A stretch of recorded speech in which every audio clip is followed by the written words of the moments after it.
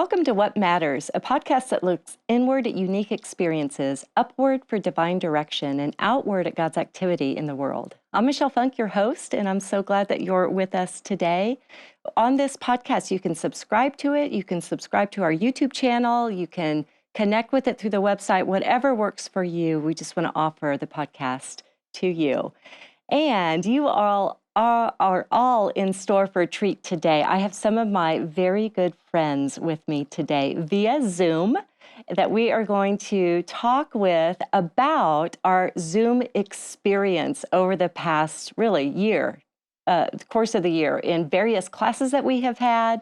These women have said yes to helping connection take place over our screens. And they have done such a brilliant job of that. I'm so grateful and endeared to each one of you. I'm so glad you're with us today. I'm going to introduce you. So Barb Cook, give us a wave. Say hello, Barb.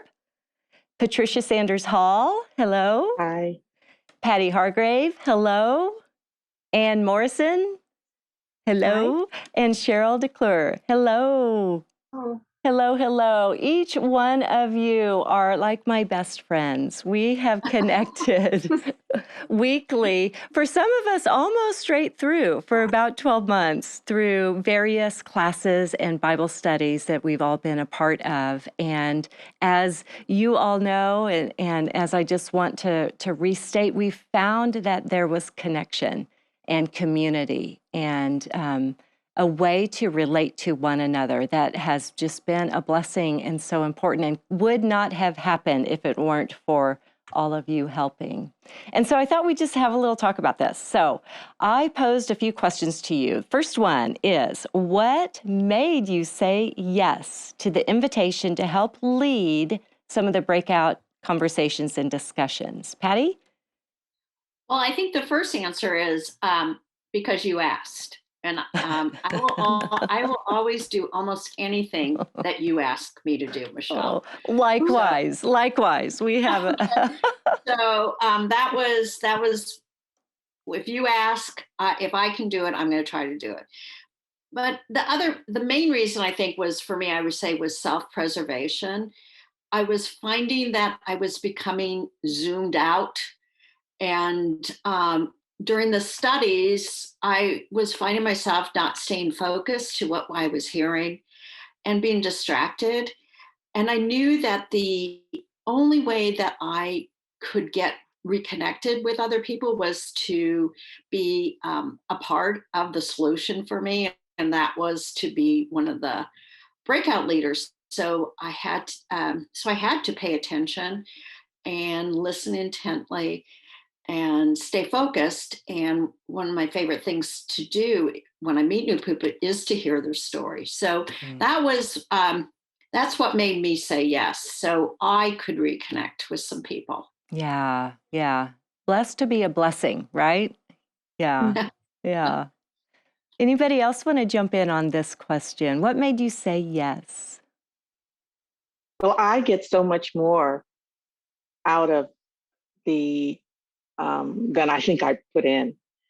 I just feel as if I need to connect, and I feel that by being a part of the group, I'm going to get so much from stories and from feelings. And so I guess that sounds a little selfish, but I get so much from it, and I'm hoping I can give a little bit back while I'm in that space. But I, like Patty, I was feeling a little zoomed out, but I'm very much an extrovert, and so I have to interact. I can't really stand it when I don't get to interact. I love that. I love it. I love it that it's a two-way street. Both of you kind of illustrate that. Anybody else? Yeah, I'll just say one more thing. I also did it to support you and the church, because I know these ministries can't happen by themselves. And it's been such a lifeline to me. I thought, if my helping helps this to, keep going on, and we just keep doing one study after another. And so I'm grateful for that, and I'm grateful for you. So Yay. Yeah. It is a family, there's several of us on staff, of course, and I'm so grateful for that and for the staff, but it just, nothing really happens without volunteers and church members and other people taking a little bit of the leadership, the serving the ministry, a role in that. And so, yeah, that's a good answer. All right. Anybody else on this, Cheryl? Yes, I consider it to be a mission to help people, women, to feel more comfortable in sharing in a Zoom setting and to be more relaxed with technology and to develop friendships. I am not an extrovert, I'm an introvert. I am happy and content to just be painting and writing poetry. And last fall, at the beginning of all of this, I was not a breakout leader, but I was a breakout participant, and a lot of these people here were the leaders. And I was so impressed at how they did share their personal stories and about their attitude and their thoughtful comments that it made me want to do the same. And so I wanted to make a difference like they did. Oh, lovely. See how it's encouraging for all of us, one another. We just really encourage one another along the way. Anne, I don't want to leave you out. Did you want to speak into this? Are we ready for our next topic? I of course wanted to say thank you for asking me. I always enjoy being part of what is done in the women's ministry. It's just a wonderful thing to learn from feedback. And I think that we learn better and at much better depth when we have feedback. So it's great to be a facilitator. Thank you. Mm-hmm. You are welcome. You are welcome. Okay, let's talk a little bit about just this importance of taking a kind of a large group setting where there's numerous people and then offering a small group time of discussion and connection.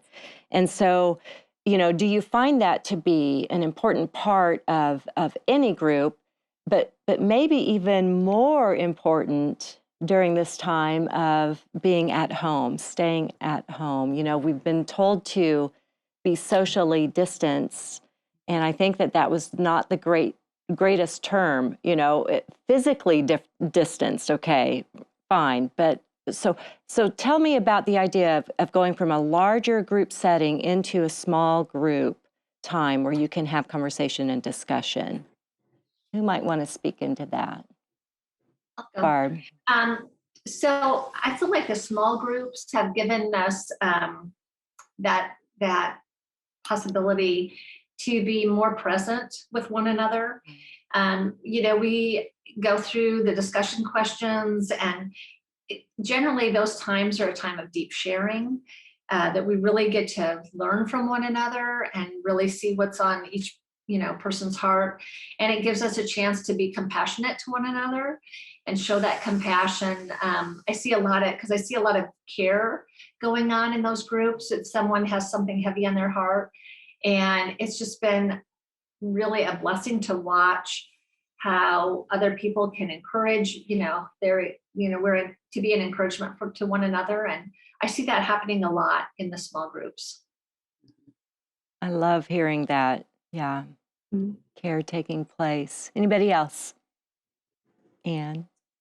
I was just going to follow up with that I think it's so good to connect so that you're confirming the message that's being stated, because a lot of times in a large group, you don't really, you don't get the message as if you speak to someone else about it. And then you get a chance to build that message up, and also the person who's responding and listening and encouraging and supporting fellowship. So it's particularly during the pandemic been so important to have that fellowship and to have a small group where you can actually be heard. And as Barb was saying, to minister to people in a real way. And I feel like the Zoom small classes have helped with that a lot. Mm-hmm. Pretty amazing what can take place online, isn't it? Mm-hmm. Who else? I'll speak. Oh, Patty. from a practical point of view, after we all got very comfortable with Zoom, the things that I noticed were, well, first of all, when we're in Zoom, it's surprisingly how intimate people will share. And I think it's because they're sitting in their own comfort zone, number one. Number two, for me, I have a hearing impairment. So Zoom has been wonderful because I don't have any background distractions or other things that are going on in a big room that would diminish what I'm hearing from other people. And then the other thing that is so wonderful about this is our small groups are random. And so we never know who we're going to share with. And when we're in a big group, when we come into the building, as wonderful it is to see people, we have a tendency to gravitate towards the people that we already know. And the breakout for the Zoom has required us to be open and listen to people that we never may have met. And some of them live out of state. So that has been such a blessing for me to be able to meet new people. That's so fantastic. I didn't even think about that. The idea that we normally gravitate to that same group of people. But with our random groups in breakouts, you've been able to meet almost everybody. It's like you've been able to go across the room to meet Right. other people. Right. Yeah. Right. Yay. Who else? I wanted to compare this to my Sunday school class before we had COVID. We would have a leader presenting the lesson, but then the leader would ask us to get into small, like little breakout groups. So she would either give us all a number and then we would change seating, or we would just scoot our chair into groups of 4 to 5. And then when you get in that group, no one wants to speak. It's an awkward pause because everyone thinks, who's the leader? And then they'll say, who's going to be the recorder to report? Yeah. And then also in those sessions, not everyone got a chance to speak. And as Patty mentioned, it was very hard to hear because in the Sunday school room, after a while with people talking, we couldn't hear one another. With the Zoom breakout, it's established. There's an assigned leader. Everyone understands that. And if reporting back, it can be the leader or someone that the leader assigns. And everyone is expected to be given a chance to speak, which is so important. And we can easily focus on the speaker and hear one another. And also, it seemed like the Zoom breakouts were also longer than what we had in their Sunday school sessions. So yeah. I thought the Zoom sessions breakout were so much better than what we did in Sunday school in person. Yeah. Yeah. Oh, good. Yeah, I love hearing that it helped to identify that leader so that we're not physically sitting at each other, just looking at each other like, well, who's supposed to talk first? So, yay. Right. All right. Any other thoughts on this topic? I would just add that we learn one another's names. Yes. Learning a person's name is a personal thing to do.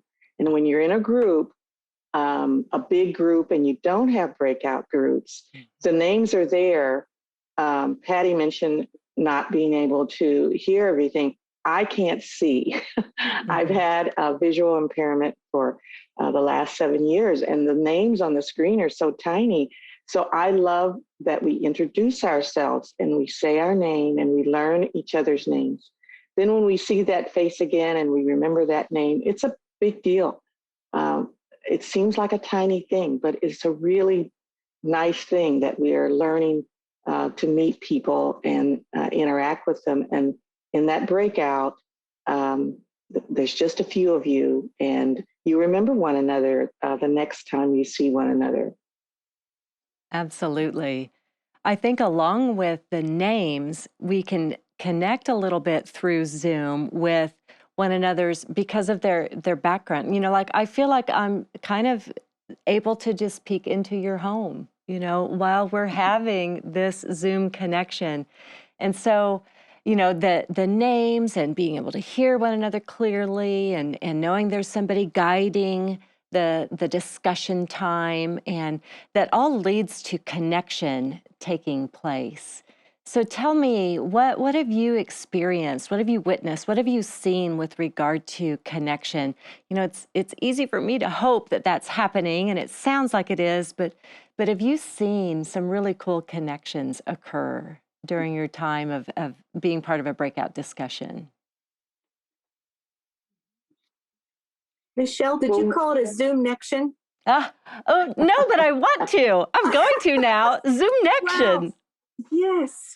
I'm sorry that whoever was going to speak, go ahead. That's so fun, Anne. Yeah, let's call it that. Do you want to go ahead and speak into that a little bit more? Okay. It just occurred to me. And what's really interesting is we all have senses of humor after we warm up a little bit. And oh my goodness, we have a chat group that corresponds to my Sunday school group. And the chat group, there's a gentleman there who has a joke book, and he tells the corniest, most fabulous jokes every day, and he just puts them through the chat. And I would never have gotten to know my class the same way that I did because of the pandemic and because we had to have another way of communicating. And the Zoomation, or yes, I think that's what I said, it's kind of interesting. It's on these little prescribed rectangular spaces, which are the same size as 3x5 cards, which kind of was an interesting thing to me. Yeah. But every day I have a chance to connect with people and to know how to pray for them. Mm. Sometimes the prayer list can be really long. I know in a Zoom class that Cheryl runs, I'm part of, we have cares and concerns. Mm-hmm. And we take notes and we keep track and we call each other and we become the hands and feet of Jesus over Zoom. They couldn't write that in the Gospels. It's a new Zoomation. That's right. That's right. Love it. I love it. Well, I would say that every week since, and I've been doing this since your first study that you did on Zoom, there's a woman and she always sends me a private message. Hi, Barb, how are you doing this week? And we we do this every meeting. I see you got a new haircut, or how is this going or that, and I'm really looking forward to actually meeting her face to face because it's just this little chat that we go back and forth on, and it just after and she's been in most of the classes with me the same, about a year or so, a little over a year maybe. But that's so fun. Zoom friendship taking place. Exactly. Yeah. Yeah. Well, I started out at Core Leewood, and I will say that it was fantastic to see faces I hadn't seen in so long. So for me, that was another really great thing. And truly, from haircuts to giving sympathy to someone who's lost a loved one, those kind of connections have been very, very meaningful. And all you have to do is speak it into the group, and you get just this outpouring of people, either complimenting your haircut or giving you sympathy and comfort and support for something that you may be going through. So those kinds of connections, you just can't put a value on them. They're so important to you. Yes, I agree. Yeah. Well, I've heard people say in my breakout sessions that we would never have met any other time because the church is so big, and our paths probably would never have crossed. We go to certain meetings on certain days, and we just would never have gotten together. And so this is the connections that I've seen. Yeah, yeah. We've also had some out-of-town, out-of-state participants, and that has just been really fun. And even to hear them connecting with one another, Yeah. like I'll comment on, oh, you're here from Fort Worth, Texas, and then there'll be another person from Texas Yeah. who speaks up, and so they become friends, so it's been a really neat experience of just seeing. It's almost like connect the dots. We've seen that happen right before our very eyes, and I'm hoping that there's a way to make it happen and continue. Patty, what do you think? Well, I was going to say the very first week of the Wonder Study, which started right after the first of the year, I had made a point in my book to write down everybody's name who was in my breakout. So every week I could say, "Oh, you were in my week 3." But in week 1, we were taught. It was right after Christmas, and we had a lovely woman who I personally know share with us their first family Christmas without one of their grandchildren who had died in an accident last March. And she was sharing how nature helps her and helps her feel connected to him, and how she would feel God's presence when she was thinking of him. And it was such a personal and intimate thing that she shared. And the reaction from the women was so beautiful, because it was like we were just there with her. We weren't trying to fix it. We weren't offering solutions. We were just standing with her or Zooming with her. Mm-hmm. And I don't know if that would have happened in a large room. So she felt comfortable enough to share it. And we all felt comfortable enough just to hear something very sad without fixing it. Yeah. That was really wonderful. It was a really wonderful connection. So moving. Yeah. I think we tend to make a little bit actual, I've heard comments about the Zoom screen, it's a floating head and just Anne, you mentioned a 3x5 space kind of, but you know what? It sets a kind of a consistent physical proximity. Whereas, like Patty, you're saying, something that is shared that's really personal and intimate, sometimes when we're in person, it's hard to know how to navigate that. Do we give a hug? Do we stay seated? Do we, reach out and touch? And so those will be interesting waters to wade through when we do come back to some in-person experiences. But right now, I'm grateful for the Zoom, the screen that says just like you said, you're all in one space together, in the same kind of consistent space, perhaps, as far as being able to connect through some personal circumstance. Yeah. Well, I wanted us all to also just to have a chance to share any other impactful stories that maybe you've heard women share. I go back to this idea that we're a little bit more connected because we're in one another's homes, and so I wonder if that has led to any kind of stories that maybe wouldn't have been shared otherwise. What stories have you heard? Well, Go ahead, Pat. I will say, like Patty, I was in a group, and then it happened again and again. So 3 different times, a woman shared that this was her first first time alone, first year alone, first season, whatever season we were in. 3 different women in my breakout group said that this was their first time alone. They'd all 3 lost their husbands. And again, just as Patty said, I don't think they would have shared. As a matter of fact, one of them said, no way would she have been able to figure out in her sadness, getting out and going into a group. She just wasn't ready for that, but she made up her mind that she was going to try to do the Zoom.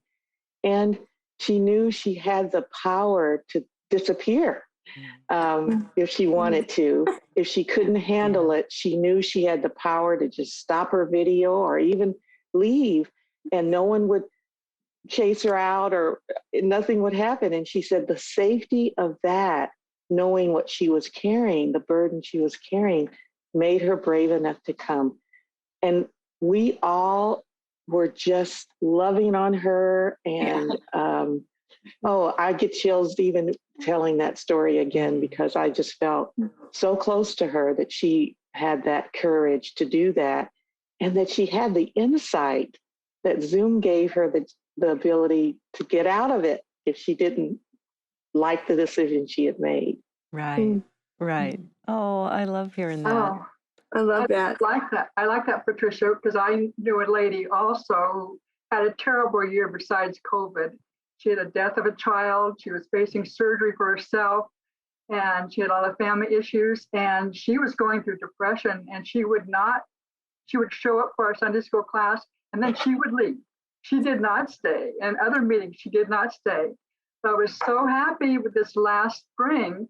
She came to Michelle's session, and she came to the breakout session, and she did talk and did share. And I think sometimes it's just too much for people to physically and emotionally to get dressed, put on a smile, and walk into the church. But it's much easier to go walk to the computer screen and share. Yeah. Right. Right. I also heard other people in my breakout sessions who talked about hearing God speak and the nudgings that they had gotten from the Holy Spirit. And that was so thought-provoking. Yes. Powerful. Yes. Oh. Any others? I was just going to say, just to comment back on what Patricia was saying about disappearing on Zoom. Yeah. It's the same place that your socks go in the laundry. It's that disappearing space. And it is so, I mean, someday I'm going to discover all these socks. But that may be humorous, but the whole idea of you can just step back. And I think sometimes we're going to be discovering new etiquettes and new protocols of behavior. And I think you'll go into that in the next question. But hearing stories helps you realize that you're not alone, and they spur you on to move forward in positive ways. And I think that's what we were talking about here. And I know one of the things that a person shared with us is that her journaling about her trauma spoke back to her. Her own words spoke back to her because of the Spirit. Yeah. And she shared that I just will carry that forever. That when you write it down, when you are present enough with other people and you react with them, you can write down what it is that you need. And God just helps you in such real ways through other people. Absolutely.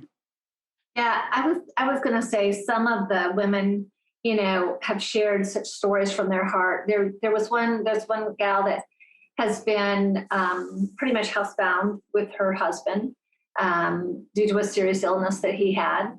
And, she wouldn't have ever, made any connections. We've got women that are, running ranches and households by themselves and connecting with them and some of their stories of their fears and those kind of things. But I just want to say too, there's also been a lot of joy that's been shared. The joy of, weddings and graduations and new babies.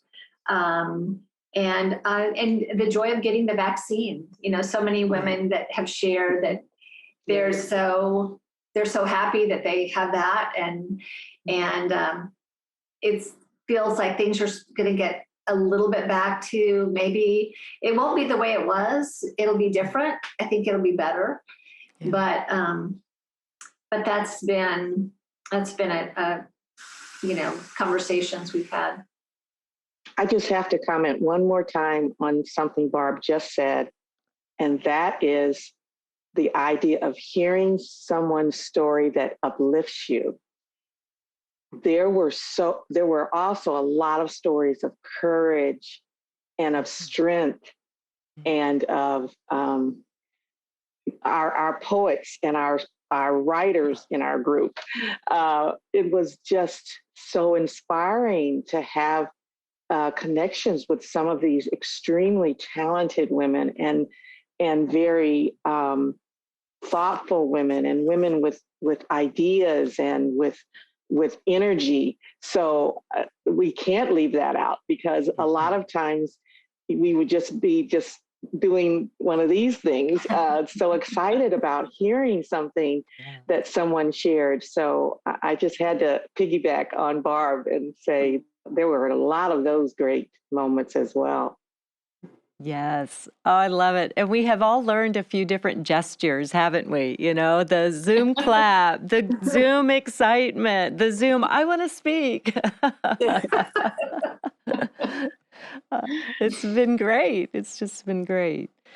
Well, so as we think about, you know, coming out of this, emerging out of this, and coming back into person, in-person meetings and classes and opportunities and such, you know, I don't want us to lose some of the great things that we've been experiencing via Zoom. And I'm wondering if there's going to be a good way to incorporate that, you know, the comfort level that you have of being in your own home. Well, that kind of leaves as you drive to a church building and walk through the doors. You know, the intimacy that you have with this same consistent view of everyone, that too will change a little bit if you have to look across the room. So I just wonder, what do you think about in-person classes? And you know, what are your maybe concerns about that, or what you're excited about that? Because there also comes a bunch of good, obviously, that comes from being back in person. But let's talk a little bit about in-person classes, and if it's worth considering some kind of a hybrid experience, or just going gung-ho on in-person. What do you think? If we went just gung-ho in person, I think of all the women we have connected with over the last year that live out of state or don't live in the area, and that I know that this Zoom experience has been such a blessing for them. I was sharing, my husband has been on a Zoom gathering since last March through Allies for Racial Justice, and he has talked about couples that have been in his groups that don't have other people in their area that they can talk to these things about. So I think about that would be such a loss for us as a community to lose those people. So I don't know what a hybrid looks like. I think it's a great idea, and I personally love to be back in person, but I don't want to be back in person with a mask on. That's kind of my thing, because I can't see your face and I cannot hear you. Right. So that's why I love Zoom. So I get to see people in their beautiful faces. Yes. Amen to that. Yeah.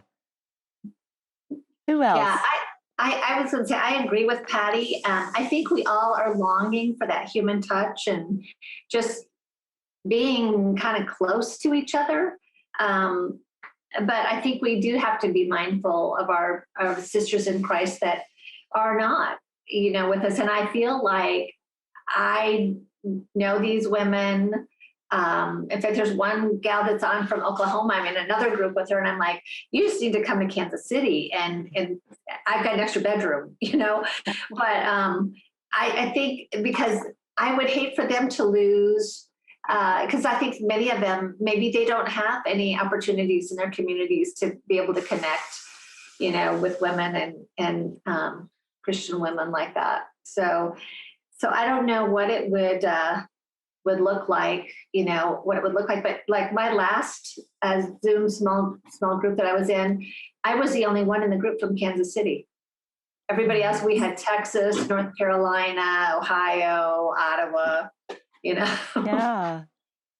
How fun is that? Yeah. Yeah, it was. Yeah.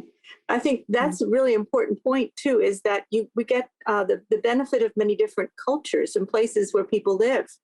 And I think you can get really too closed in where you are. If you've never lived anywhere else but Kansas, you get to see people that one of the people in one of my Zoom calls was in his senior year in college. And he had so many things to offer. And he would say, I can't take the Zoom time. I'm going to email you. Just put it in the chat. I'll email you. And that whole concept of technology, which I have not been aware of in any real way, really became very important. That I was able to find things that I would not have been able to find before, meet people that I would not be in their regular realm. So I think that expansion is very important. As much as I want to be face to face, I still want that cultural connection that I'm getting. Yeah. Oh, fantastic. Yeah. It expands our horizons, just like you said, the expansion of it, So, yeah, how fun is that? I'm praying for a hybrid model. I am hoping for that because as my eyesight continues to fail, as it appears it's going to keep progressing, I already can no longer drive at night in any unfamiliar. I can drive a little bit if I'm very familiar. So I'm hoping for a hybrid model so that even if I join, if I'm having one of my bad days or it's bad weather, I can still participate or lead. That's my prayer, is that we will absolutely adopt a hybrid model. I want to come back in person as well, but I also know that there are other people like me who have reasons why it may be difficult to always make it. And I want to be able to attend every single time. And it'd be great if I could sometimes come in person. And then if I can't come in person, then I could come online. That would be great. Yeah, you bet. You bet. Well, you make me think of a couple of things. So over the course of this year with our online studies, there have been several times that it's been just rotten weather outside. And it has not made one bit of difference for the experience because, I think I've said it. So we didn't have to get out in the rain today. We didn't have to battle the snow or the weather or whatever was occurring. And that's a lovely little bonus and perk to having online opportunities. And then with regard to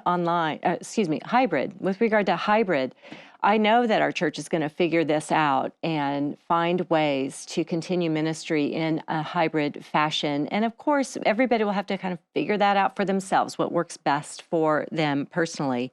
But I want to offer just an invitation to you all. Maybe you can help me figure out how to do a hybrid class together, and we can work that out. And then how can we bring some of the finer points about Zoom to an in-person classroom? I mean, I even am thinking of, remember when, it was popular, like at a wedding, that you would hold up a picture frame, and that would be like the photo booth kind of thing. You'd have this big empty picture frame in front of you to take these fun pictures. Well, maybe we need to have like a Zoom frame. So when somebody is, there we go. So we could share some good ideas on how to make hybrid work and how to make it work really well, because I agree so much with you all. I just don't want to disappear for our friends that we have made relationship with and become connected to that are across the country. And so we do have to figure this out. It has been a joy and delight to do ministry with you. And I feel like over the past year, there have been times when I felt, even more in tune with God and close to God. There have been times when I have felt like saying, where are you, God? And so I think my personal spiritual growth has probably done a few steps forward, a couple steps back, a few steps, and maybe that's just my normal way. But I wonder what you all have thought. You've shared such beautiful stories and illustrations of what it's been like to do online ministry. What's it been like for your spiritual growth? How maybe have you experienced growth along the way, or has it just really been challenging to feel like you've grown spiritually? Who's brave enough to speak into that? Cheryl. This experience has forced me, I'm saying forced me to share my personal stories, about my Christian walk, which I would never have said before to anyone. But has made me feel more open to share it. And I would not have opened it up if it hadn't been for Zoom. Awesome. Yeah, good. That is such a great thing to hear, Cheryl. I'm just I am so touched that you would say that, because I'm an extrovert, so it's never been a problem for me to share anything, and probably I'm considered an oversharer. My kids would say that. But what I have discovered about myself is that what I missed most this last year was those experiences with unexpected people. So Zoom gave me that. Those small groups gave me that. So I would be blessed by somebody that I would never have experienced. I think Patricia and Barb both touched on this, about how there are people that you meet, and talked about cross-cultural. So it has really reinforced me that what is important to me are the joys and the compassion that we get in the most unexpected people and places in our lives. And having been home for a year, and I had actually kind of been in isolation for about 4 months before that, because I was going through cancer treatment. So I realize how important these small groups are. And I'm so appreciative to people like Cheryl, who have felt comfortable and brave enough to share their stories in our small groups, in our breakout groups. Yeah. Well, you were one of the leaders that encouraged me to do that. I went to, and I didn't know you before Zoom. Thank you. That's such a kind thing for you to say. Thank you. Well, I think we just, go ahead. I think we also learned from other people that, just different perspectives. I remember in one of the classes that Pastor Angie was teaching, and there was a little scripture, and I used to think it a certain way, and then in the group, this lady was like, "Oh, my pastor just talked on that, and this is what he said." She was from Dallas. This is how he explained it, and then Angie explained it in her way, and it was like, wow, I would have never gotten those perspectives. But I think anytime you volunteer, you're the one that comes away with the blessing. Yeah. And knowing that you're going to be leading a group when we get the email from you, Michelle, and I'm looking at those scriptures because I kind of want to have a good idea of what's going to be coming, and it helps you prepare in advance for those rich conversations. And then just on a kind of a funny, when you said you were saying you didn't know who you'll meet. I was volunteering last week at CORE at the COVID vaccine, and I happened to be outside, and this young man walks by, and of course we're greeting and everything, and he has a fleece vest on that says Zoom, and I said, "Hey, if you work for Zoom, tell them thank you." And he said, "Well, I do, and I will." And so, it was just kind of a funny thing. But, yes. Yeah. To see Zoom is like a real live person. Yeah. About that. I'm glad he did work for Zoom, and it didn't mean something else. I know. But,